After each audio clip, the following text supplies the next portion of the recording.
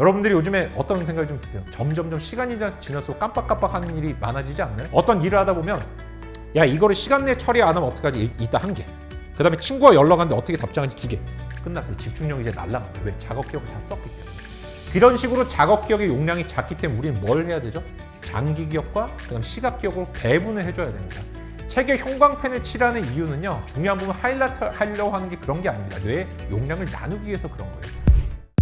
오디게 진로 콘텐츠 오디게 학과 콘텐츠 오디게 직업 콘텐츠 오디게 진학 콘텐츠 오디게 학교의 모든 콘텐츠 오디게 오늘도 디지털 게시판 오디게.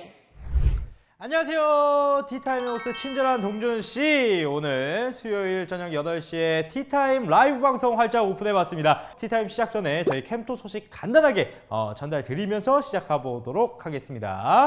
나의 강점 찾기라는 워크시트가 새롭게 나와가지고요. 요거 한번 소개를 좀 드리려고 합니다. 한 세트에 20부로 되어 있고요. 요 강점 스티커도 함께 활용할 수 있는 워크북이에요. 내 안의 위대한 가능성, 강점을 탐색해 볼 수 있는 활동지고요. 요거를 이제 체험단을 좀 진행한다고 합니다. 그래서 6월 3일부터 6월 5일까지 모집한다고 하니까요. 요걸 한번 미리 한번 경험해 보고 싶다. 나의 강점 찾기 워크북을 한번 학생들과 해보고 싶다 하시는 분들은 요거 체험단 한번 참여해 보셔가지고 아이들과 함께 해보시면은 너무나 좋을 것 같습니다. 요 곰미니 캐릭터가 함께 있어서 너무 귀엽고 재미있게 활동지가 된 것 같습니다. 그리고 교과서때 독서 탐구 워크북이 지금 아주 핫하게 선생님들께 판매가 되고 있습니다. 독서 연계 주제 탐구 활동이 가능하고요. 차별화된 학생부를 위한 특별한 비법처럼 활용하실 수가 있습니다. 자, 그리고 드림 페스티벌이 지금 또 새롭게 출시가 될 예정입니다. 진로 연계 교육에 알맞은 내용 구성으로 체계적인 선생님들께서 수업이 가능하시니까요. 드림 페스티벌도 한번 관심 가져주시면 너무나 감사드리겠습니다. 자, 그리고 오늘도 디지털 게시판 계속 설치가 되고 있고요. 윤 게시판으로 되어 있다면은 좀 더 아이들이 눈에 반짝반짝 관심 가질 수 있게 디지털 게시판으로 학교에 설치가 되고 있습니다. 매일매일 새로운 콘텐츠가 송출되니까요. 이런 진로 진학 교육 정보들이 새롭게 만나볼 수가 있구나. 이런 정보가 있었구나. 이런 게 있었어. 약간 아이들의 호기심 자극에 굉장히 중요한 역할을 하고 있습니다. 자, 그래서 오늘 또 요 많은 분들이 참여하고 계시네요. 자, 그럼 이은규 변호사님을 모셔보도록 하겠습니다. 박수 주세요. 우리 한번 시청자분들, 우리 선생님들께 한번 인사 한번 해주시죠. 네, 여러분 다시 한번 인사드리겠습니다. 이윤규 변호사입니다. 네, 우리 변호사님 함께 해주셨는데 저희가 이제 선생님들과 함께 커뮤니티를 만들어 가고 있고 공부법에 관련된 걸 말씀해 주시면 어떨까요? 라고 해주시는데 선뜻 이렇게 함께 해주셔서 너무나 감사드립니다. 불러주셔서 감사합니다. 네. 그럼 변호사님, 오늘 조금 선생님들과 어떤 이야기로 좀 진행이 될까요? 기존의 어떤 공부라고 하면요. 교과 과목에 대한 지식들을 습득하는 데 주력해왔습니다. 그렇지만 우리가 물고기 잡는 법을 알아야만 물고기를 잡을 수 있겠죠. 근데 그 부분은 조금 어떻게 보면 당연히 알고 있겠지라고 생각을 해서 안 가르치는 부분도 있었는데 제가 학습 기술, 즉 물고기 잡는 법에 대해서 사실 저보다 훨씬 교육 전문가시지만 제가 알고 있는 것도 오늘 조금 말씀을 한번 드려보려고 합니다. 네, 기대가 됩니다. 자, 우리 학생들에게 이런 이야기를 해줄 수 있다라는 것들을 좀 오늘 가져가면 굉장히 좋을 것 같아요. 자, 그럼 본격적으로 티타임 시작합니다. 네, 여러분 방금 이제 소개받았던 이윤규 변호사입니다. 왜 지금 공부법인가라는 주제로 오늘 강연 1시간 정도 제가 준비를 해봤는데요. 총 3가지 정도를 제가 말씀을 드릴 텐데 첫 번째 소주제가 누구의 머릿속에나 자동차가 있다라는 주제입니다. 왜 갑자기 이런 얘기를 하냐면 서울에서 부산 정도 우리가 간다고 한번 생각을 해볼게요. 여기를 걸어가시는 분도 있고요. 만약에 자동차를 타고 가는 사람도 있다라고 한다면은 어떤 차이가 있을까요? 너무나 극명하죠, 그죠? 자동차를 당연히 타고 가거나 아니면 KTX를 타거나 또는 비행기를 타실 텐데 왜 이렇게 걸어가는 얘기를 갑자기 하느냐? 우리가 기존의 어떤 공부법이라고 했을 때는 공부의 대상이 이런 지식적인 부분으로 좀 초점이 많이 맞춰져 있었습니다. 그리고 지식 안에서는 사고적인 부분과 실행적인 부분이 나눠져 있었어요. 어떤 식으로 개념을 이해해야 되지? 문제는 어떻게 풀어야 되지? 시험 문제는 어떻게 접근해야 되지라는 부분들이 교과 과정상의 내용이라고 한다면은 지식을 얻는 방법적인 부분에 대한 게 바로 학습 기술이라고 하는 부분입니다. 근데 이 부분을 모르면요. 우리 사실 뇌라는 건 3단 자동차랑 같습니다. 인간이 본능적인 뇌가 있고 1단계 뇌간이라고 그러죠. 그 위에 편도체가 얹어져서 감정을 만들고 세 번째가 지식이라든지 언어를 쓸 수 있는 이성의 뇌가 있는데 얘를 충분히 쓰는 법을 모른 채로 자동차의 시동을 거는 법을 모른 채로 살아가는 경우가 굉장히 많더라는 겁니다. 나의 최대치의 능력을 이끌어내기 위해서는 자동차의 시동을 거는 법을 알아야겠죠. 이게 바로 학습 기술, 스터디 스킬즈라고 부르는 공부법이라고 부르는 그 기술입니다. 오늘 그래서 제가 말씀을 드릴 텐데 다만 이거를 듣고 오해하시면 안 되는 게 뭔가를 할 줄 아는 것과 그거를 잘하는 것은 전혀 다른 문제예요.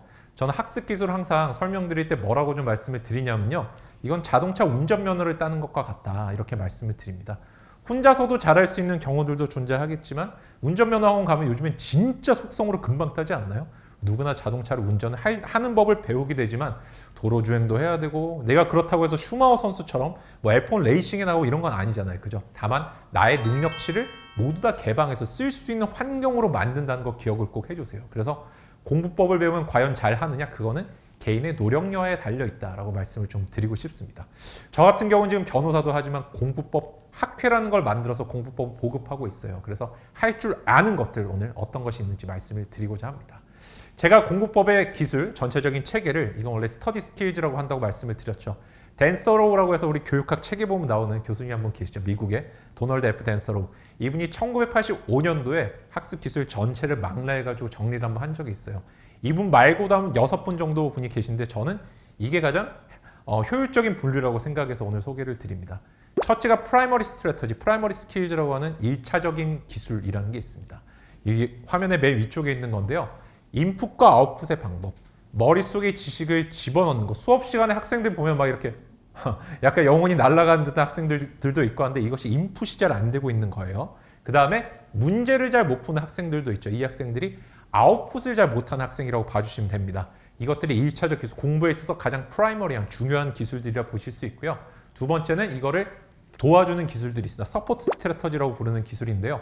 동기부여는 어떻게 할지, 유지는 어떻게 할지, 시간 관리 계획은 어떻게 세워야 될지. 그래서 공부 잘하는 학생들 보면은 막 플래너 같은 거 화려하게 멋있게 쓰지 않나요? 이런 것들도 공부 기술에 들어간다는 거 기억해 주시고요. 세 번째가 어떤 식으로 집중력을 좀 높일지. 우리 애는 시간 단위로 끊어서 공부하는 애가 있다. 이런 학생도 있겠지만은 수학 한 단원이 끝날 때까지 나는 공부를 끝내지 않겠다. 이런 경우들도 있겠죠. 이게 인간의 유니트 바이어스나 심리를 이용한 집중력 기법인데 이런 기술들도 공부 기술에 포함이 됩니다.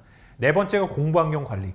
우리가 조금 예전에 뭐였죠? 그거 무슨 캐슬 그 드라마에 보니까 거기서 막 럭스를 조절해가지고 막 방에 뭐 어떤 불빛이라든지 온도를 바꾸고 그런데 그런 거는 사실 별로 중요한 건 아니고요. 어쨌든 여기서도 공부 환경 관리라 그러면 공부가 방해해야 되는 요소들이 있습니다. 인간은 충동하고 불안이 가장 큰 집중력이나 공부의 방해 요소인데 이것들을 컨트롤하는 심리학의 기술들이 있어요. 그 다음 멘탈 관리 같은 경우들도 우리가 공부에서 다루는 거지만 실제 재밌는 건요. 좀 메모를 해두시면 좋은 게 우리 학습 기술에서는 멘탈 관리를 생각보다 많이 안 다루고 학교에서는 인성이라든지 진로의 영역으로 많이 다루지만 시험장에서 어떻게 하면 멘탈을 잘 관리하는지는 스포츠 심리학의 영역에서 굉장히 자세하게 다루고 있습니다. 제가 오늘 설명드릴 기술은요. 댄서로의 기술만 말씀드리는 게 아니라 스포츠 심리학이라든지 행동 심리학, 교육 심리학, 그 다음에 사회 심리학 모든 영역 스포츠 심리학까지 포함해서 전체적으로 정리해서 핵심 기술 3가지를 말씀을 드릴 겁니다. 마지막이 우리 최근에 유명해진 메타커그니션, 메타인지라는 기술인데 이것들이 공부법의 총합을 이룹니다. 그래서 우리가 1차적인 기술이라고 하는 게 공부법에서 가장 중요하다고 말씀을 드렸는데 어떻게 나눠지는지 제가 좀 설명을 좀 드리고 싶은데요. 어떤 학생이 시험을 쳤는데 잘 못 쳤어요. 이 학생이. 근데 원인은 우리는 야 공부를 안 해서 그런 거 아니야? 쟤는 수업 시간에 태도도 좀 안 좋았는데 역시 시험을 못 친다. 이렇게 생각할 수도 있겠죠. 근데 이 학생은 알고 보니까 집에 가서 밤새서 공부하느라고 수업 시간에 조금 졸았던 거고요. 문제집도 진짜 많이 풀었고요. 근데 다만 시험장에서 내가 너무 떨려가지고 문제가 잘 안 풀리는 경우가 막 있었던 거예요. 이런 학생이 하나. 그다음 어떤 학생은 진짜로 게임한다고 수업 시간에 잤어요. 발로란트 한다고. 이런 경우도 있고. 세 번째 학생은 뭐냐면은 내가 뭔가 인풋은 제대로 했는데 수업은 열심히 들었는데 문제를 안 풀어봐가지고 문제를 못 푼 경우도 있겠죠. 이런 것들을 우리가 인풋과 아웃풋을 나누지 않으면 진단이 제대로 될 수가 없습니다. 내가 어떤 병에 걸렸고 어떤 부분이 부족한지를 알아야만 그 학생에게 부족한 걸 가르쳐 줄 수가 있겠죠. 근데 우리가 인풋 파트는 결국에 머릿속에 지식을 집어넣는 기억으로 귀결이 됩니다. 그리고 인풋 파트에서는 2개로 나뉘어요. 어떤 병자호란이 몇 년도에 일어났는지, 임진왜란이 언제였는지, 어떤 사회적 요소의 개념이 뭔지 이런 걸 외우는 것도 있지만은 수학이라든지 국어의 비문학 같은 거는 문제에 대한 유형별 접근법 자체가 중요하잖아요. 그죠? 이것들도 기억의 대상입니다. 수학은 암기 과목이에요. 이거를 잘 모르시는 분들인데 뒤에서 다시 한번 설명을 드릴 거고요. 두 번째, 아웃풋은 비실전 연습과 실전 연습을 나눠야 됩니다. 비실전 연습 프랙티스라 그래요. 한국의 학생들, 특히 공부하는 학생들은 비실전 연습도 많이 하지 않지만 실전 연습은 거의 안 해요.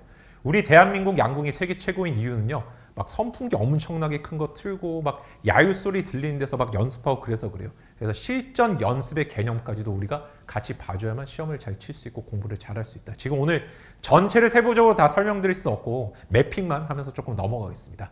이게 지금까지 공부 기술이라고 한다면은 과연 공부 기술을 배우면 결과가 이 방법에 따라 좌우가 되냐? 됩니다. 제가 과학적인 이유 두 가지를 설명을 드릴 건데 첫째는 사회과학적인 요소, 사회과학적인 접근을 좀 말씀을 드리겠습니다.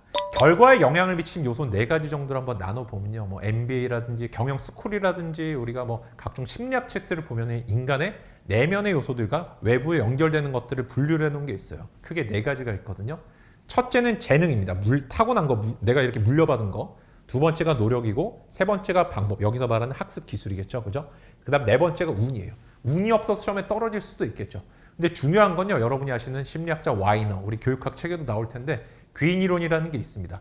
결과에 영향을 미치는 요소들을 분석해 보니까는 나에 대한 것과 다른 사람에 대한 것, 통제할 수 있는 것과 통제할 수 없는 것으로 나눌 수 있다고 했는데 여러분 혹시 어떠세요?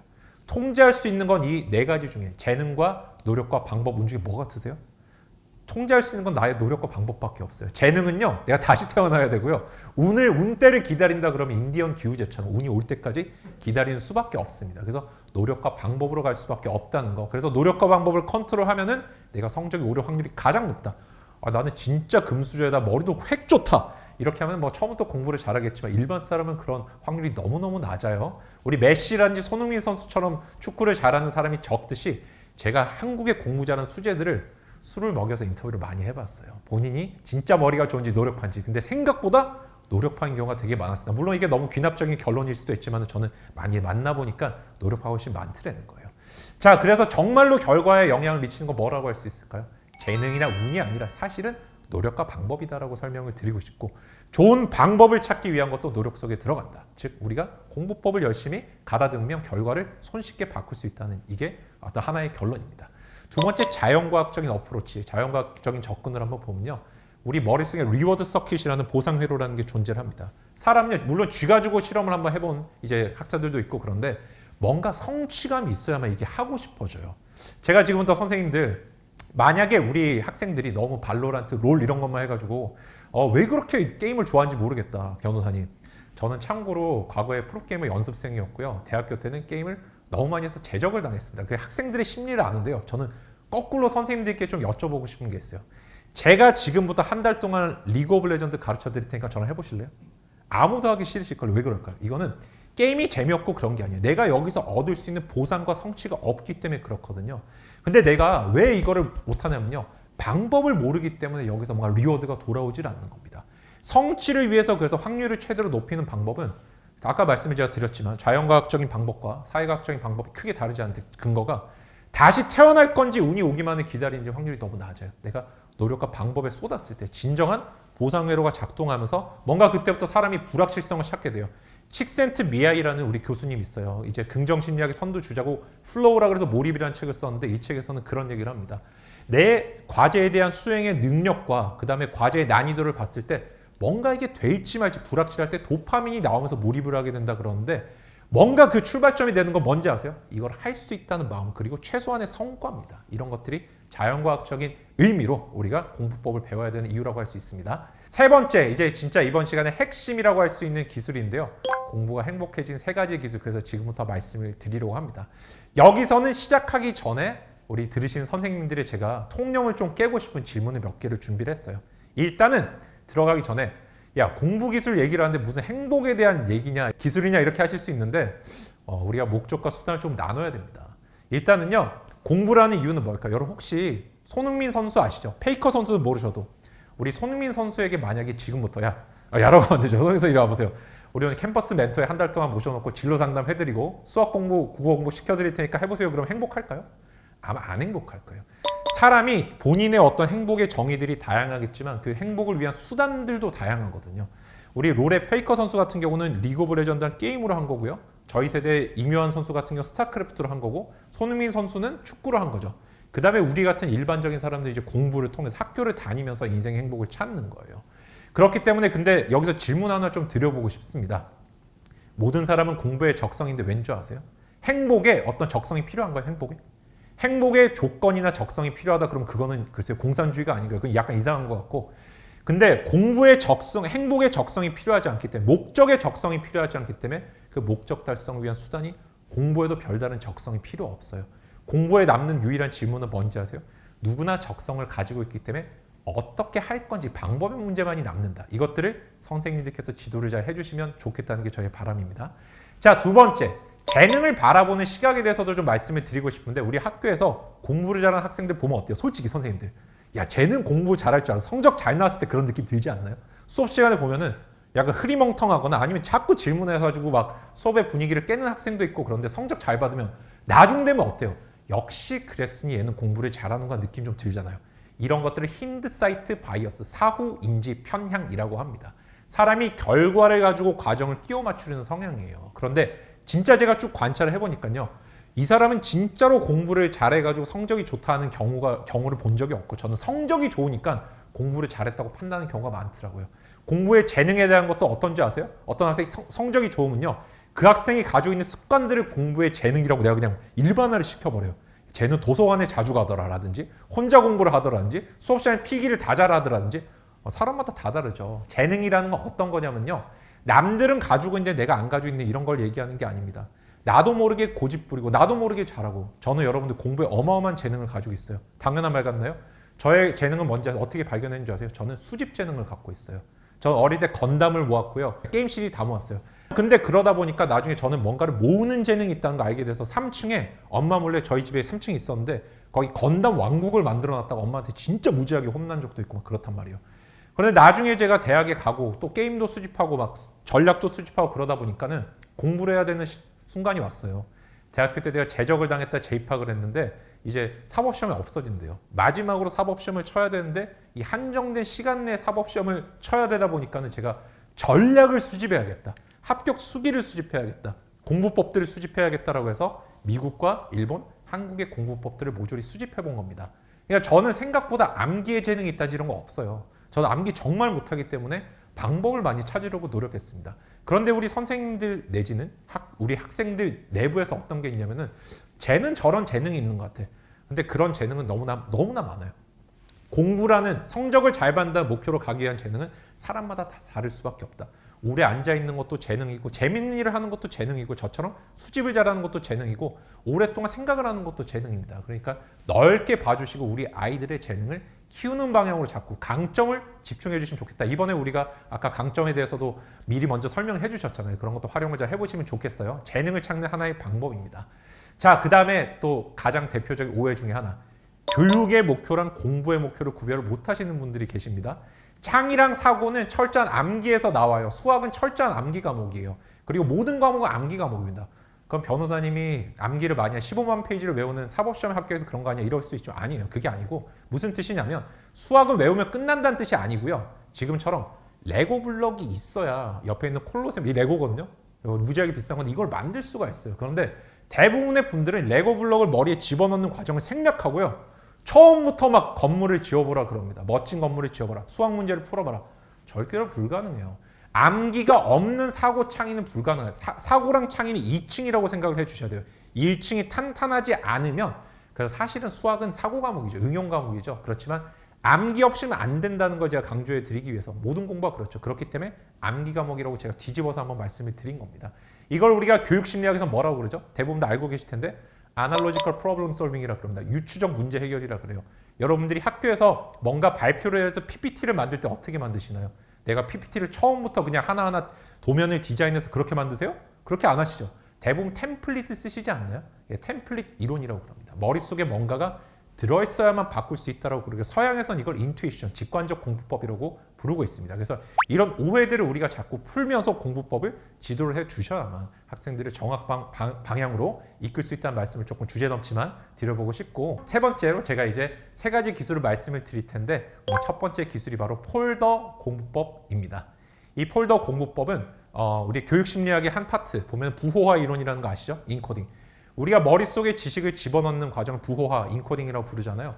그 기법이 6가지 정도가 있습니다. 첫째 오거나이제이션, 조직하고요. 두 번째 멘털 이미지를 심상화라고 부르고, 세 번째가 정교화, 일라보레이션이라고 부르고, 네 번째가 맥락과 컨텍스트라고 부르고, 다섯 번째가 변환법이라고 부르고, 여섯 번째가 리허설, 시연이라고 부릅니다. 달달달 반복하는 걸 얘기를 하죠. 그 중에 세 가지 기법. 왜 오늘 암기에 대해서 설명하냐? 머리에 지식을 붙잡아 두지 않으면 성취율하고 돌아갈 수가 없어요. 학생이 공부를 하고 돌아왔는데 우리 윤규 오늘 학교에서 뭐 배웠었는데 엄마 기억이 안 나. 이렇게 하면 이제 날아가는 거죠. 성취라는 건 딴 게 아니에요. 이렇게 머리에 남기는 게 너무너무 중요하고, 이게 있어야만 응용이 되기 때문에 제가 공부의 가장 중요한 세 가지 스킬을 다 암기 쪽으로 한번 기억 쪽으로 잡아봤어요. 첫째가 오거나이즈, 조직합니다. 자, 학교에서 이제 공부를 할 때 가장 먼저 학생들에게 제가 좀 해주셨으면 좋겠는 거, 이거는 좀 했으면 좋겠다라고 하는 게 책의 전체 목차부터 복사하는 걸 제가 좀 말씀을 드리고 싶어요. 공부 지도를 만드는 건데요. 저는 그래서 모든 책의 맨 앞쪽에 지도한 학생들 보면은 하얀색으로 이렇게 복사해가지고 목차를 그걸 책받침으로 만들어서 끼워가지고 코팅해서 넣어 다니라고 얘기를 많이 해줍니다. 우리가 숲을 봐야 돼요, 나무를 먼저 봐야 돼요? 숲을 먼저 봐야 되잖아요. 근데 이 숲을 보는 법에 대해서 말씀해 주시는 분 없어요. 당위나 이상에 대해서 말하는 분은 많지만 how to, 어떻게 하는지 말씀해 주시는 분 없는데 굉장히 단순합니다. 그래서 전체 목차를 복사해 두고요. 그다음 여러분들께 또 퀴즈를 하나 내드리고 싶은데, 내가 주말에 내비게이션, 주말에 이제 운전해서 어디 갈 때 어디 이렇게 딱 찍어서 가면 되게 뭔가 불편하고 오래 걸리고 그런 느낌 들지 않나요? 근데 돌아오는 길은 뭔가 되게 쉽고 되게 집에 빨리 가는 느낌이 좀 들지 않으세요? 왜 그럴까요? 한 번 사람이 뭔가를 익숙해지면요, 이게 정보에 친밀해지면 그때부터 정보의 난이도를 좀 낮추기 시작해요. 우리가 인간이요, 원래 이렇게, 우리가 여러분 혹시 선거할 때 보면은 선거 운동 기간에 사람들이 지나다니면서 안녕하세요, 저는 기호 1번 이윤규입니다. 저는 이 서울시를 어떻게 좋은 세상으로 만들지, 이런 얘기 안 하고 뭐만 하나요? 기호 1번 이윤규, 기호 1번 이윤규. 왜 하는 거예요? 왜 이렇게 생각하세요? 동물은 오랫동안 뭔가를 보면요, 그 친밀함을 느끼면서 걔를 거기다 경계심을 떨어뜨려요. 그러면서 일의 난이도를 낮게 보면서, 우리가 애킨슨의 성취동기 이론이라는 게 있어요. 난이도가 너무 높은 일을 사람이 하기 싫어지는데 이렇게 목차를 보다 보면 전체를 알 것 같은 착각이 막 든단 말이에요. 유창성 오류가 있거든요, 이런 사람이. 그러면서 점차 난이도가 떨어져요. 공부를 좀 할만해지는구나라고 느끼기 시작한다는 거죠. 그래서 우리 애가 공부를 잘 안 하거나 학생들이 공부를 안 할 때 어떻게 하면 좋겠다? 목차를 복사하거나 집에 가서 야, 목차만 한번 10번 읽어, 이런 식으로 한번 쭉 해주시기 바랍니다. 전체적인 공부 지도를 만드는 거고, 이걸 하고 난 다음에 두 번째로 해야 되는 폴더 공부법이요, 형광펜을 이용하는 겁니다. 이건 제 머리통을 한번 보세요. 여러분들 이게 머리가 좀 많이 샜는데, 이 절반을 나눠보면요, 사람은 단기 기억과 장기 기억 두 개로 이렇게 나눠집니다. 기억 체계가. 근데 단기 기억 속엔 다시 시각 기억과 작업 기억이라는 걸로 나눠져요. 근데 시각 기억과 작업 기억과 장기 기억, 이렇게 세 개로 이제 룸이 나눠지겠죠. 이 룸이 나눠진다는 건요, USB 3개를 갖고 있다고 생각을 해주시면 좋겠어요. 근데 여러분들 진짜 충격적인 사실이 뭔지 아세요? 우리가 지금 정보를 듣고 생각하고 처리하는 이 모든 것들이 작업 기억 속에서 이루어지는 거거든요. 이 작업 기억이, 야, 이거는 생존과 관련된 정보야라고 해서 해마라는 수문장이 있어요. 단기 기억과 장기 기억 사이에 서 있는 애가 해마인데, 해마 보고 이게 물어봅니다. 야, 이거 너무 중요한 정보래. 이거 없으면 죽는데. 그럼 해마가 그래? 이거는 기억해야겠다. 이게 장기 기억하는 인코딩되는 부호화의 원리거든요. 그래서 우리가 뭔가 수도 없이 반복해야만 기억이 되는 이유가 여기 있습니다. 오늘 한번 내일 한번 반복이 아니라 그거 공부할 때 진짜 머릿속으로 1000번 100번 생각을 해줘야만 내게 된 이유가 해마를 착각시키기 위해서인데, 어쨌든 용량이 나눠져 있는데 중요한 우리가 작업 기억의 용량은 2-3개밖에 안 돼요. 충격적인 게 과거의 뇌 인지과학의 이론은 한 번에 사람이 이해할 수 있는 양이 7 플러스 마이너스 2개라 그랬습니다. 근데 제가 그 이론을 보고 나서 황당한 게, 저는 그래도 대한민국에서 가장 어렵던 사법시험 합격자인데 저는 동시에 진짜 7개 기억이 안 되는, 저는 처음에 9개가 될 줄 알았어요. 근데 절대 안 되더라고요. 그래서 보니까 최근 이론을 찾아보니까 바뀌었더라고요. 사람의 인생의 최대 전성기 때 가장 똑똑한 사람이 4개까지 동시에 생각할 수 있고요.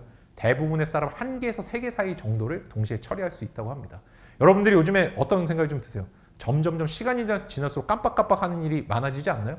원래 사람이 그렇대요. 그리고 막 어떤 일을 하다 보면, 야, 이거를 시간 내에 처리 안 하면 어떡하지? 이따 한 개. 그 다음에 친구가 연락 왔는데 어떻게 답장하는지 2개. 끝났어요. 집중력이 이제 날아간 거예요. 왜? 작업 기억을 다 썼기 때문에. 그런 식으로 작업 기억의 용량이 작기 때문에 우리는 뭘 해야 되죠? 장기 기억과 그다음 시각 기억으로 배분을 해줘야 됩니다. 책에 형광펜을 칠하는 이유는요. 중요한 부분 하이라이트 하려고 하는 게 그런 게 아닙니다. 뇌의 용량을 나누기 위해서 그런 거예요. 시각 기억의 용량과 작업 기억 용량이 다르기 때문입니다. 그래서 우리 책을 봤을 때 이런 식으로 좀 해주시면 좋겠어요. 최소 3가지 정도 되는 형광펜을 사주시고요. 예를 들어 제가 이제 수학책을 한번 봤어요. 인수분해, 복소수 이런 재미없는 파트를 좀 가져왔는데 이런 걸 공부를 할 때도 그냥 쭉 공부를 하는 게 아니라 형광펜으로 처음에 이렇게 파란색으로 목차를 한번 칠해보는 겁니다. 이렇게. 이러면서 책을 덮으면요. 파란색으로 형광펜 칠했던 게 몇 개 있었지. 시각 기억을 쓰는 거예요. 이게 내용을 보는 게 아니고요. 그래서 우리가 기억을 끄집어낼 때는 항상 트리거에서 가거든요. 단서에서부터 클로에서부터 출발을 해줍니다. 여러분 혹시 3일 전에 점심 때 뭐 드셨어요? 기억나는 분 계세요? 아무도 기억 안 나시고요. 그런데 거꾸로 질문 제가 다르게 해볼게요. 다르게. 3일 전 점심 때 탕수육 드셨어요? 아니죠. 3일 전 점심 때 김치 드셨어요? 3일 전 점심 때 된장찌개 드셨어요? 이런 식으로 좁혀가다 보면 기억이 점점점 재생된다는 걸 알 수 있어요. 그래서 우리가 항상 기억을 끄집어낼 때는요. 파란색이 2개 있었어. 이런 식으로 그 2개가 뭐였지? 왼쪽은 인수 뭐였어? 이렇게 인수 분해였구나. 오른쪽은 복 뭐였는데 복소수구나. 이런 식으로 기억을 점차 만들어 나가는 데도 도움이 됩니다. 그래서 처음에는 다른 거 하지 말고 이렇게 전체 목차 복사하고 난 다음에 형광펜으로 이렇게 목차만 칠하면서 한번 쭉 넘어가면서 머리에 폴더를 만든다는 느낌을 좀 생각을 해봐 주세요. 우리가 컴퓨터 속에서 파일을 찾아야 될 때라든지 아니면은 우리가 단체 톡에서 야 그때 놀러 갔던 사진들 한번 우리가 그때 수학여행 갔던 사진을 찾고 싶어요. 찾으시나요? 절대로 빨리 찾을 수가 없어요. 왜? 거긴 폴더라는 개념이 존재하지 않기 때문이에요. 그래서 우리가 공부를 할 때도 머릿속에 폴더를 만들면서 공부하는 습관 자꾸 길러주시고 그 다음에 다른 색깔 형광펜을 칠하면 어떻게 될까요? 지금처럼 녹색 같은 거 꺼내서 밑에 있는 걸 또 칠해주겠죠. 파란색 폴더가 2개가 있었는데 그 밑에는 녹색 폴더 또 2개가 있구나. 이런 이미지를 자꾸 생각을 해주는 겁니다. 그다음 맨 마지막에 그 세부적인 내용들을 머리에 집어넣어줘야 되는데 보통 공부를 열심히 하겠다고 학생들의 비극이 뭔지 아세요? 처음부터 저 맨 밑에 있는 점 있죠. 얘를 딸딸딸딸 외우기 시작해요.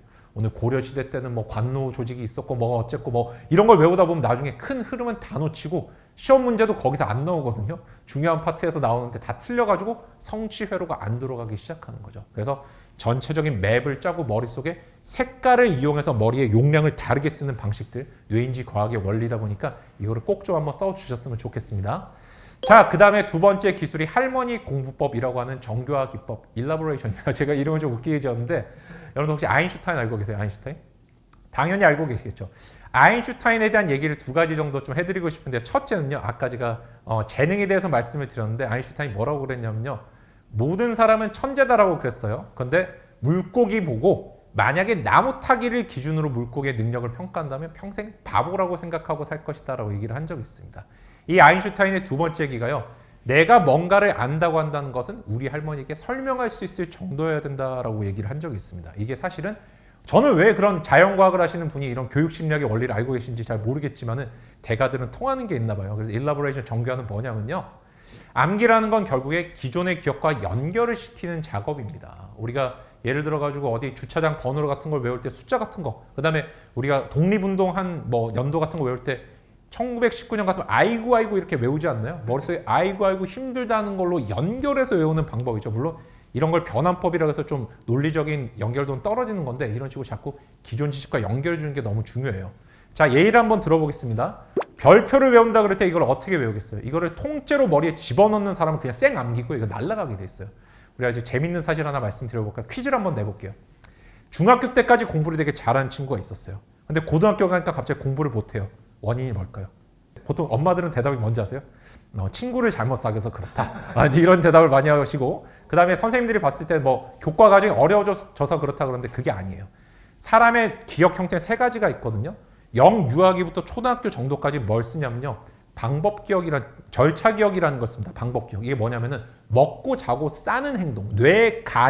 뇌간의 작용들을 우리가 머릿속에서 하는 법을 배우고요. 이거는 몸이 기억해요. 그래서 생각하지 않아도 여러분들 그래서 운전 많이 해보신 분들 어떻죠? 처음에 내가 막 도로 주행하거나 초보 운전 때 막 떨고 뒤에 차가 오나 보지만 나중에 어떻게 해요? 솔직히 핸드폰 보면서 막 가끔 하고 막 아무 생각 없이 하시잖아요. 이게 절차화가 됐다. 몸이 기억하는 상태가 됐다라고 그러거든요.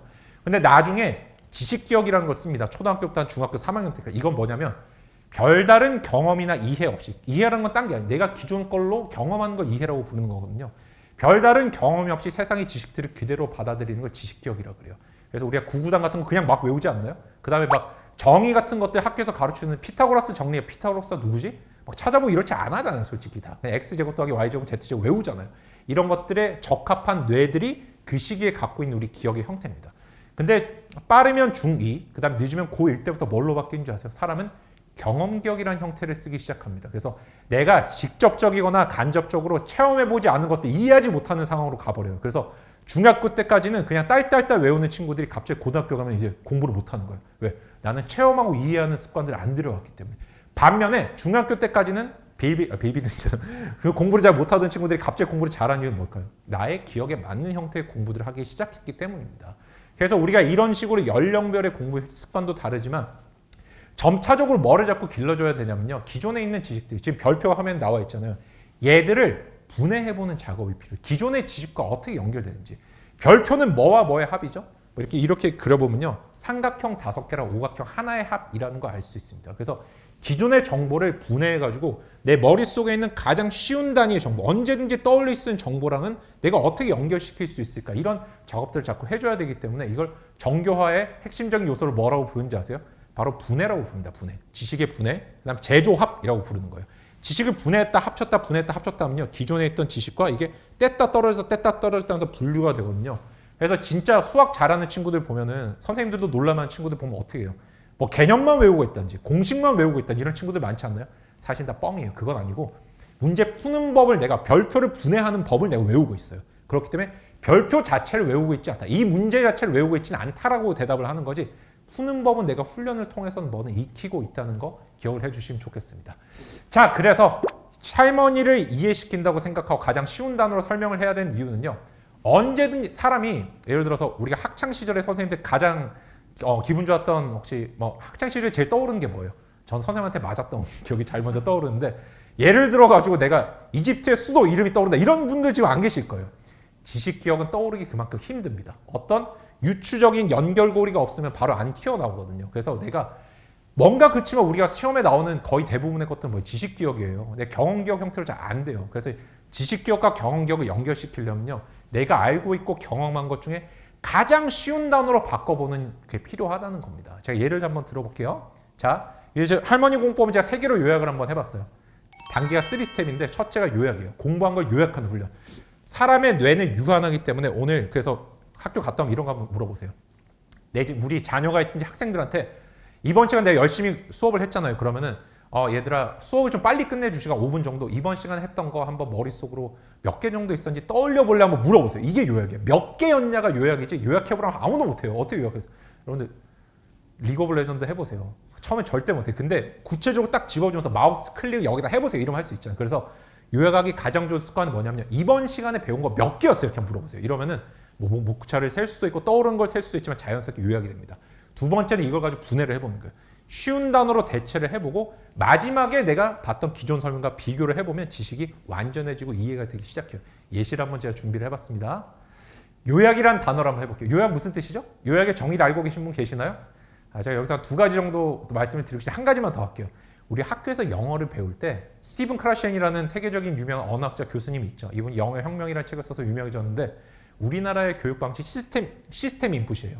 단어, 문법, 읽기, 쓰기, 말하기, 듣기로 나가는데 스티븐 크라시엔 교수님 뭐라고 얘기하죠? I+1이라 그래가지고 읽기라는 방식 속에 모두 넣어서 보는 게 좋다라고 얘기를 하는데 실제 우리가 학교에서 어떤 쪽지 시험 치는 경우를 제외하면은 영어에서 예를 들어가지고 애플파이 같은 게 뜻이 뭐냐면 되게 쉽겠지만은 abstract이라는 추상적이라는 뜻이 이거 설명해보라 그러면 학생들이 이걸 딸딸딸 외우고 있지만 한국말 중에 이거 설명할 수 있는 분 계세요? 요약이 뭔지 아는 분 계세요? 아무도 없단 말이에요. 그렇지만 모르는 사람도 없습니다. 그래서 영어 공부도 마찬가지로 이런 전체적인 컨텍스트, 맥락을 중심으로 하는 공부법이 comprehensible input이라고 그래가지고 우리가 읽기를 중심으로 하는 방법인데 이것도 한번 찾아보시면 너무너무 도움이 될 것 같아요. 오늘 사실 뭐 comprehensible input도 제가 30분 정도 강의를 한번 해보고 싶지만 그러면 이제 다들 뭐 9시 되면 이제 가셔야 되니까 그렇게 못하겠고 요거 한번 볼게요. 요약이란 뭐냐? 요약이 무슨 뜻이죠? 병사 외운 게 기억이 안 난다든지 아니면 외운 적이 없다 이렇게 대답하시겠죠. 이렇게 한번 해볼게요.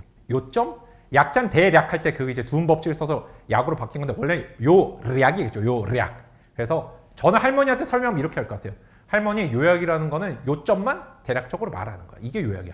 이런 식으로 기존에 내가 알고 있는 지식들과 합쳐나가는 단어 위주의 것들, 개념 위주의 것들이 너무너무 중요합니다. 이것들이 쌓이면 문장이 되고 문장이 쌓이면 문단이 되고 문단이 쌓이면 단락, 목차를 이루고 목차가 이루어지면 전체 책이 되잖아요. 그래서 점점 내가 알고 있던 단어들을 우리 아이한테 몇 개를 배웠는지 요약도 시켜보고 쉬운 말로 바꿔보는 훈련들 자꾸 해보면 좋고요. 그래서 여러분들 여기서 하나 알 수 있는 게 유대인식 교육법이라는 거 혹시 알고 계신 하브르타 공부법이라고 그래가지고 막 서로 토론하고 질문하고 하는 것들이 여기서 나오는 거예요.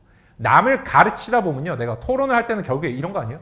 내가 이거는 이렇게 알고 있어. 이렇게 생각해라고 사실 가르치다는 게 일방적이고 그게 할로우 효과, 권위를 통해 상대방을 설득하는 걸 가르친다라고 심리학에서 얘기를 하거든요. 근데 하브르타에서는 그게 왜 그러냐 바로 물어보잖아요. 우리가 설득하고 토론이라는 건 그런 거잖아요. 그러면 내가 이게 내가 잘못됐나? 이거를 설명하기 위해서 기존의 지식을 탐색하기 시작하거든요. 이러다 보면 지식이 막 무지하게 세진다는 거예요. 그래서 셀프 렉처라는 공부법을 제가 소개를 해드리고 싶어요. 그래서 일본에 보면은 엄청나게 큰 학원이 있는데 이제 고시 학원인데 거기 학생들 어떻게 앉아서 끝나면은 집에 갈 때 막 중얼 하면서 갑니다. 막 주문 외우듯이. 그래서 내가 나를 가르치는 방식으로 훈련을 자꾸 공부를 한번 해보면 좋겠다. 그래서 학생들 수업 시간에 5분 정도 요약해보고 내가 나를 선생님이 됐다고 생각하고 선생님이 됐다 생각하면 가르쳐봐라 이런 거 해주면 좋겠고 아니면 애들끼리 서로 스터디를 만들어가지고 서로 가르치는 훈련 해보시면 좋겠습니다.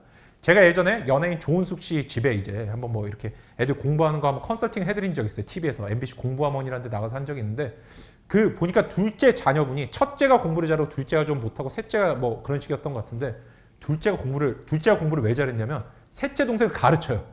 칠판을 만들어 놓고 저는 딱 보는 순간 둘째가 공부 제일 잘하더라고. 당연히 뭐 여쭤보니까 당연히 제일 잘한다 그랬는데 그런 이유들이 존재한다는 거. 그래서 선생님들만 가르치는데 이제 특화되어 있는 게 아니고 아이들도 그런 거를 학습적으로 가르쳐야 된다.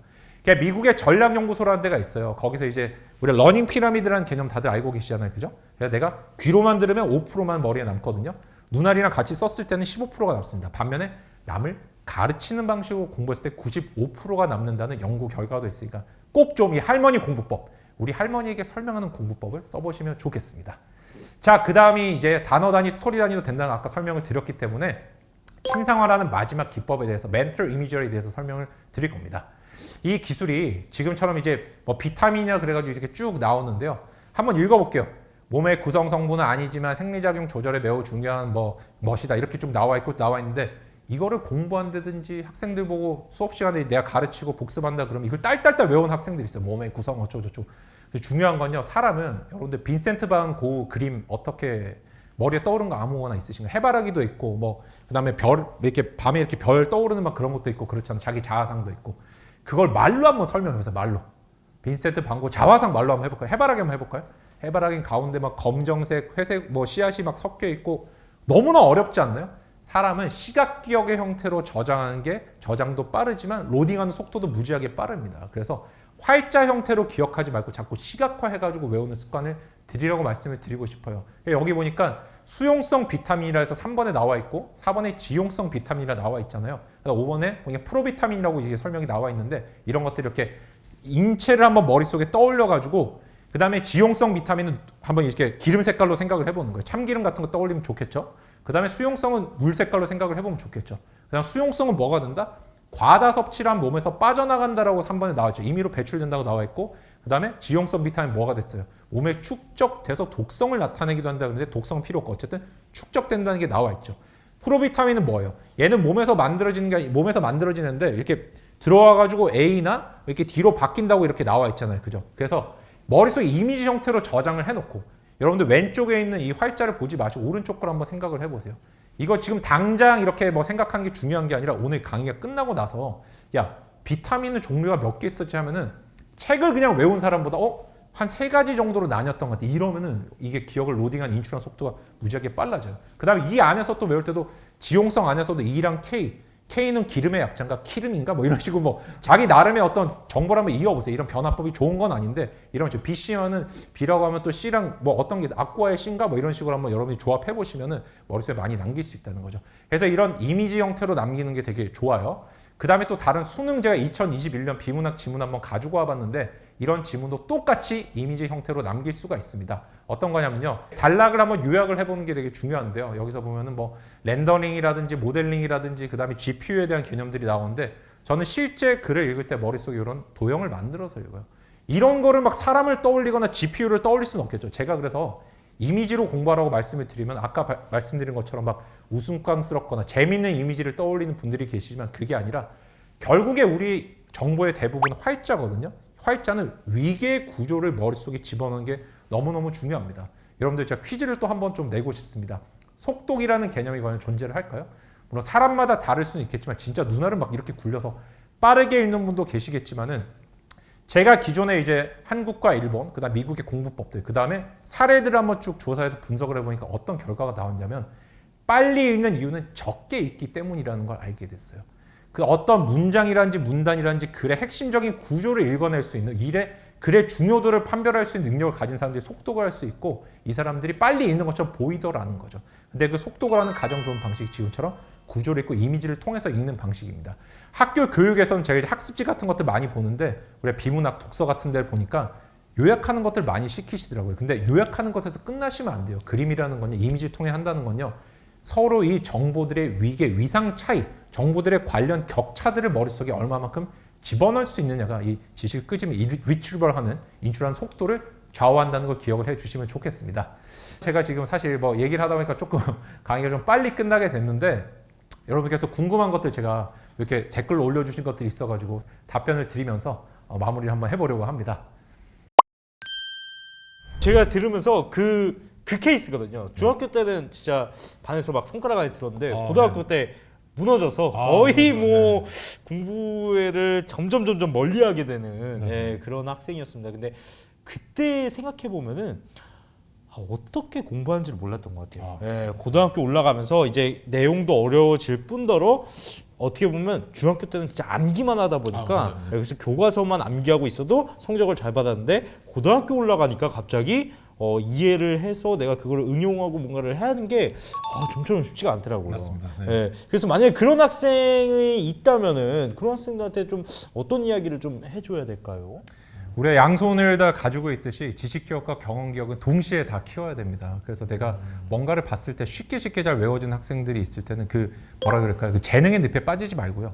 지식기억을 잘 쓰는 것도 재능이겠죠. 한 번에 외우는 거. 그렇지만 자꾸 설명해 보려고 하고 이걸 내 기존에 알고 있는 어떤 것과 연결이 되는지 이런 좀 시간을 들여가지고 깊이 있게 지식을 이해하는 작업이 필요합니다. 이런 사고하는 습관들이 없으면요. 즉 지식을 체화시킨 습관들이 없으면 어느 순간 말씀하신 것처럼 무너질 수가 있어요. 왜냐하면은 내 머리는 이제 작동하는 프로세스가 달라졌거든요.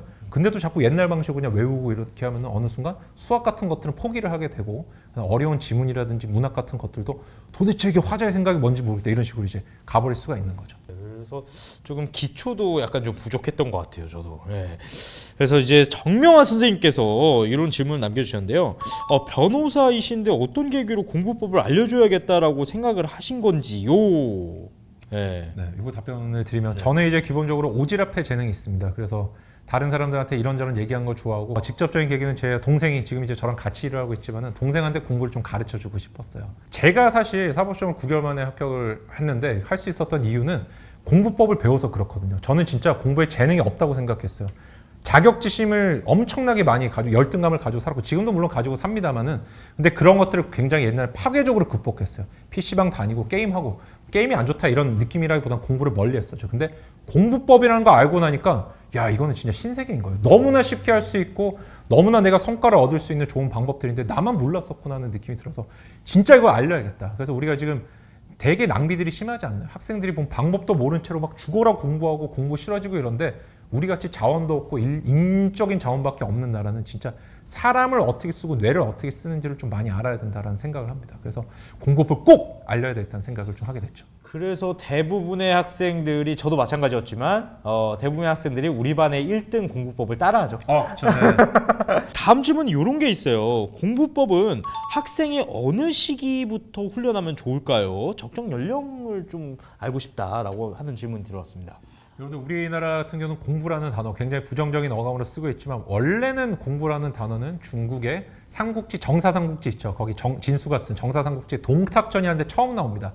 시간적인 노력을 쓰는 모든 것들을 공부라고 불러왔어요. 원래 그 단어는. 근데 우리가 성리학의 영향을 받아가지고 산업공상을 나누기 시작하면서 책상 앞에 앉는 공부만이 의미가 있다고 좁혀서 생각을 하다 보니까 이게 한정적으로 축소가 됐지만 인생의 정보를 얻는 모든 행동이 다 공부입니다. 서양은 실제 그렇게 보고 있어요. 여러분들 사교 모임을 나오시거나 오늘 여기 와가지고 제 이름을 하시거나 얼굴을 아는 것도 공부예요. 새로운 지식을 습득한 모조리 공부고 내가 주말에 어느 마트에 가서 주차장에 차를 주차하고 주차장 번호를 외우는 것도 공부입니다. 그렇기 때문에 공부법을 언제부터 가르쳐야 될까요? 당연히 애가 언어를 할 수 있는 모든 순간부터 가르치기 시작해야 되고 아주 자연스럽고 여기에 거부 반응이 생기지 않도록 가르치는 게 공부법을 정말 잘 가르치는 거죠. 가급적이면 빠를수록 좋고 공부에 질리지 않도록 내가 세련되게 가르치는 거. 신의 물방울이라는 만화책을 보면요. 유자키라는 사람이 자기 애 보고 연필 한번 맛볼래? 흙 한번 맛볼래? 가르치는 자기도 모르게 나중에 막 와인의 신이 돼 있어요. 시음의 신이 돼 있어요. 이런 식의 나도 모르게 스며들도록 가르치는 게 너무 중요하다는 말씀 드리고 싶습니다. 야, 오늘 좀 초중고 아주 다양하게 오셨네요. 예. 그래서 아까 말씀해주신 그 아이들에게 이제 알려주는 그 희망 프로젝트도 진행하고 있잖아요. 맞습니다. 그거 한번 간략하게만 요약을 좀 해주죠. 예. 알겠습니다. 희망 프로젝트라고 해서 제가 이제 공부법을 무료로 이제 컨설팅 해주고 적용하는 걸 하고 있는데 1호가 이제 성인을 대상으로 했었습니다. 원래는 이제 뭐 자동차를 딜러 분이셨는데 이후에 이제 보험 관련 자격증을 희망 프로젝트 지도를 받고 따셔서 지금 한 달 뭐 엄청나게 직업을 코로나 이후로 바꿨고 이후에 수험생분들도 성인 대상으로 제가 하다가 최근에 입시 고등학교 유도 선수를 고등학교 2학년 때까지 유도만 한 학생을 제가 이제 최근에 지도를 하고 있어요. 그래서 원래 8, 9등급 정도 받던 학생인데 최근에 3, 4등급까지 끌어올렸습니다. 제가 뭐 수학을 뭐 가르친다든지 국어나 영어를 가르친 게 아니라 너무나 좋은 선생님들이 이미 계시잖아요. 학교 선생님 너무 잘 가르치잖아요. 이 자원을 어떻게 하면 활용할 수 있을지, 내가 이걸 어떻게 하면 효율적으로 취득할 수 있을지를 집중적으로 가르치다 보니까 학생이 진짜 좀 잘 따라왔고 보상회로도 잘 작동을 해가지고 제가 진짜 오지랖을 열심히 한번 부려보고 있습니다. 저도 그 희망 프로젝트 봤는데 그 변호사님께서 그걸 많이 하시더라고요. 어떻게 내 걸로 만들 거냐. 너무 좋아요. 이거를 배웠는데 이걸 어떻게 내 걸로 만들지? 막 이런 이야기들을 많이 해주시다 보니까 근데 그 친구도 막 처음에는 잘 못 떠올리다가 계속 뭔가를 연결시키고 내 거와 하는 거를 막 하니까 이게 결국 3, 4등까지 받았다는 이야기니까 네, 신기하네요. 맞습니다. 그래서 또 하나 박명수 선생님께서 질문해 주신 게 학생들이 공부법을 어떻게 하면 좀 더 쉽게 알릴까? 이 박명수 선생님 중학교 선생님이신가요? 중 1, 2가 이해할 수 있는 방법을 알고 싶어요. 중 1, 2가 이해할 수 있는 방법. 일단 선생님께서 스터디 스킬을 많이 아셔야 됩니다. 내가 아는 만큼 가르쳐 줄 수 있는데요. 그것들이 상대방 눈높이에 맞춰서 좀 해주시는 게 중요해요. 사실은 우리 선생님들이 교육학의 전문가시잖아요. 근데 이게 교육학을 아신다 해서 공부 기술을 아시는 거 아니에요? 왜 그런 줄 아세요? 제조자의 입장이랑 물건 사는 사람의 입장은 전혀 다르거든요. 내가 진짜 열심히 수업을 준비했고 막 진짜 알토란 같은 뭔가를 만들어 가도요. 학생들 입장에서 매력적이지 않을 수 있어요. 학생들의 시각에서 학생들의 용어를 가지고 자꾸 가르쳐 주셔야만 학습 기술을 학생들이 받아들여요. 왜? 학생들은 정보를요, 뇌는요, 경합적으로 경쟁적으로 받아들입니다. 가장 매력적이고 새끈한 정보를 내가 머리에 딱 입력을 한단 말이에요. 근데 솔직히 공부법 별로 재미없거든요. 근데 이거를 재밌고 즐겁게 만들려면은 보상과 연결해가지고, 물론 보상과 너무 연결을 많이 해버리면 언더마이닝 효과라는 게 발생을 해버립니다. 외적 동기, 예를 들어 제가 옛날에 고등학교 때 엄마 나 공부 열심히 할 테니까 플레이스테이션 사줘 이랬단 말이에요. 근데 플레이스테이션 사는 순간 공부를 안 하게 돼요. 근데 어쨌든 처음에는 공부에는 어떤 보상이 존재한다는 걸 자꾸 좀 주세요. 근데 그 보상이 가장 좋은 게 뭔지 아세요? 상을 좋아하는 아이가 있고요. 벌을 싫어하는 아이가 있습니다. 어떤 아이는 잘했을 때 칭찬해줘야 좋아하는 아이가 있고 어떤 애는 잘 못했을 때 혼을 안 내야 되는 아이가 있어요. 이것부터 한번 출발해 보시면 좋겠습니다. 아이가 우리 학생이 공부를 했을 때 진짜 칭찬을 해줘야 되는 아이인지 아니면 벌을 안 줘야 되는 아이인지 실수했을 때 보시고 야 이거를 외워왔어? 이거를 설명했어? 이 문제를 풀었어? 이러면 애가 선생님한테 칭찬받았네? 아니면 내가 문제 풀다 잘 못했거나 과제를 안 해왔어요. 그러면 괜찮아 명수야 지난번에 이거 되게 잘했다 이렇게 하면 학생이 안정감을 느끼고 귀속감을 느끼기 시작해요. 이런 눈에 보이지 않는 보상부터 출발해가지고 상대방의 시각에서 좀 쉽게 그 용어를 써서 공부법 가르쳐 주시면 아이들은 재미를 좀 느낄 수 있지 않을까. 추상적인 답변이지만 그렇게 좀 말씀을 드려보고 싶습니다. 마지막으로 그 고3 수능이나 뭐 그런 큰 시험을 앞두고 어떤 오늘 좀 공부 스킬 중에 좀 멘탈 관리에 대한 게 좀 깊게 얘기를 안 해주신 것 같아가지고 그런 멘탈 관리 같은 거나 아니면은 정말 공부를 열심히 했는데 정말 아웃풋을 잘 못 내는 친구들 그런 친구들한테는 좀 어떤 이야기를 좀 해주면 좋을까요? 알겠습니다. 일단은 우리 수험생 분들을 위해서 특히 고3 수험생을 위한 멘탈 관리 방법 3가지를 말씀을 드리겠습니다. 첫째는 통제 가능성 훈련이라는 걸 좀 했으면 좋겠어요. 변호사님 시험이 얼마 안 남았어요. 지금 11월 이제 말이 치잖아요. 그죠? 지금 시험이 기간이 얼마 안 남았다든지 과목이 너무 많아서 공부를 못 했다든지 아니면 다른 애들이 나보다 훨씬 잘한다든지 이럴 때는요. 꼭 적어보라고 좀 해주세요. 머릿속에 불안이라는 건요. 버트런트 러셀이 그런 얘기를 했습니다. 천재 수학자이자 철학자인데 사람이 피폐해지고 불행해진 이유는 내 내면에 집착해서 그렇다. 왜 불행해지고 피폐해지는지 심리학적으로 나와 있습니다. 뇌과학적인 원리가 뭐냐면 사람의 머리의 용량이 2-3개밖에 안 된다고 말씀을 드렸잖아요. 근데 걱정을 한번 보세요. 걱정? 괜찮아서 끊어져요. 이게 걱정하다 또 걱정이 나왔을 때 머리에 3개가 찼을 때 다음 해결책이 안 나요. 그래서 걱정은 반드시 종이에 써보라고 저는 권해드려요. 그래서 과연 내가 쭉 써봤을 때 시험이 얼마 안 남았다가 걱정해야 되는지 안 해야 되는지 통제할 수 있는 건지 없는지 한번 판별해 봐야 됩니다. 그래서 이거는 바꿀 수 없는 거야. 포기할 것. 대신 내가 바꿀 수 있는 건 노력하는 것밖에 없다. 다른 애가 나보다 공부 잘한다면 이것도 포기.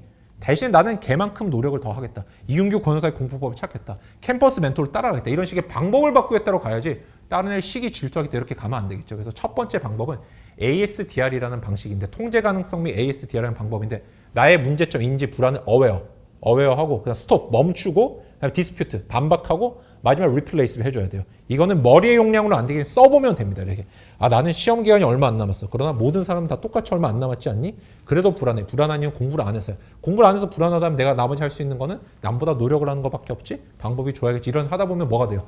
시험이 얼마 안 남았으니까 해결책은 이윤규 변호사 공부법과 캠퍼스 멘토를 따라 열심히 하겠다. 이런 이제 해결책이 나오는데 불안한 걸로 끝내는 경우가 많다는 거죠. 종이에 써보는 게 일단 중요하고 두 번째, 멘탈 플랜이라는 걸 작성을 좀 해야 됩니다.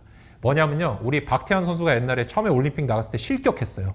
삐 했는데 바로 달려들어가지고 떨어졌단 말이에요. 근데 내가 왜 그러냐. 몸이 점차적으로 기억하는 걸로 넘겨줘요. 실제 시험장에서 머리로 푸는 게 아닙니다.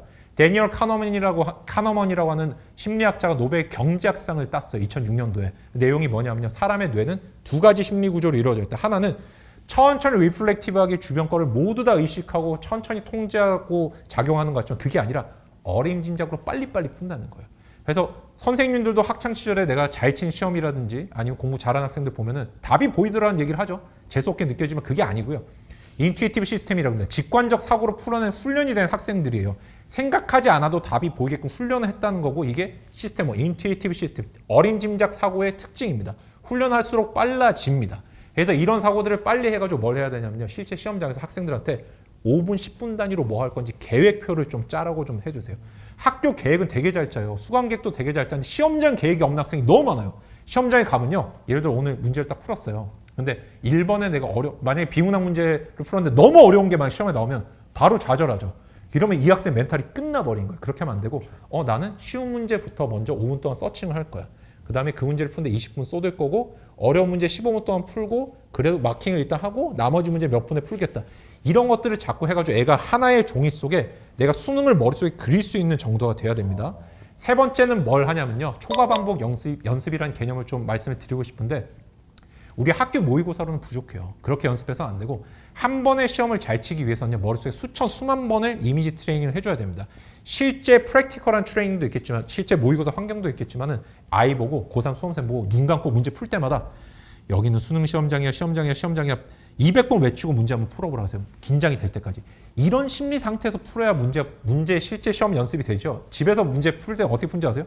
이렇게 풀어요. 시험장 근데 가면요 막 떨립니다 진짜. 그래서 평소에 내가 시험장 같은 연습해야 되고 그러려면 오버러닝이라고 합니다. 초과 방문 연습해줘야 되는데 그거는 심적 상황을 조성하는 걸로 충족이 돼요. 머릿속으로 시험장이다 해서 자꾸 이미지 트레이닝을 해주는 형태로 가야지 모의고사 8번 치는 걸로 택도 없습니다. 거기서 갖다 멘탈 부서지면 1년 재수해야 되고 막 그런 참사들이 발생한단 말이에요. 학생이 너무 공부 잘하는데 시험 맞지 못하는 학생들이 있잖아요. 이 세 가지 정도 멘탈 관리 기법을 꼭 한번 적용해 보시라고 제가 권해드리고 싶어요. 이게 스포츠 심리학에서 쓰는 방법이에요. 고3 자녀분들 두고 계신 선생님들 한번 특강을 한번 해야 되나 아니면 고3 학생들이랑 같이 좀 이야기를 해야 되나 요거 한번 기획을 좀 해봐야 될 것 같습니다. 야, 그럼 희망 프로젝트 학생은 또 어떻게 뽑으시나요? 추천받으시나요? 뭐 이런 질문도 주셨는데 별도로 뭐 있나요? 네, 제가 뭐 기회를 평등하게 주자는 입장이기 때문에 저는 전혀 이제 선발에 관여하지 않고 그 다음에 개인 정보를 전혀 취득하지 않은 상황에서 그동안 어떻게 공부를 해왔고 현재 어떤 상황인지만 봤습니다. 그래서 그 속에서 저희 이제 내부 회의를 거쳐가지고 이런 분 한번 보여드리고 싶다. 그래서 진짜 좀 상황이 어려운 분들 있잖아요. 그런 분들을 좀 도와드리고 있어요. 너무 훌륭한 일을 하고 계셔가지고 저희가 한번 희망 프로젝트 같이 이런 저희는 진짜 공부법을 많이 전파하고 싶잖아요. 네, 그렇죠. 진짜. 저는 들을 때마다 이거를 진짜 학생들한테 진짜 알려줘야 되는데 계속 이 생각만 하고 있어가지고 한번 변호사님과 함께 저희가 정말 학생들에게 어떻게 하면 이 공부법을 좀 전파할 수 있는지 좀 많이 알려줄 수 있는지 진짜 끊임없이 한번 같이 좀 연구를 했으면 아, 좋겠습니다. 너무 그러면 좋겠습니다. 네. 네. 그리고 우리 선생님들과 함께 또 그런 것들도 논의하면 또 좋을 것 같고요. 네, 네. 예. 그래서 어느덧 시간이 9시가 넘어가지고 넘었어요. 예. 네. 변호사님께서 우리 선생님들께 마지막으로 좀 해주고 싶은 말씀이 있다면 어떤 이야기를 좀 해주실 수 있을까요? 일단은 저희가 선생님들께서 저는 진짜 어마어마한 일을 하시고 있다고 생각을 합니다. 우리 미래의 제목들을 키우고 계시잖아요. 그래서 아이들에 대한 희망을 마지막까지 잃지 않으셨으면 좋겠습니다. 제가 어젠가 오늘 이제 충격적인 기사 뉴스를 하나 봤어요. 뭐 어떤 선생님, 교감 선생님 뺨을 때리고 이런 것들이 있고 어떤 세대 간의 갭이 어느 때보다 좀 격화돼 있고 좀 간격이 큰 시기인 것 같지만은 그래도 선생님들께서 우리 아이들이 미래 희망이라는 생각을 가지고 아이들의 강점을 찾아주시고 그 재능을 다시 한번 발견해 줄 수 있는 진짜 원석을 다시 한번 갈고 닦아주시면 좋지 않을까. 저희가 캠퍼스 멘토랑 제가 또 공부법적으로 기술적으로 좀 뒷받침해 드릴 수 있는 그런 서포팅을 좀 해드리면 좋겠다 이런 말씀을 드리고 싶습니다. 네, 지금까지 이윤규 변호사님이었습니다. 감사합니다.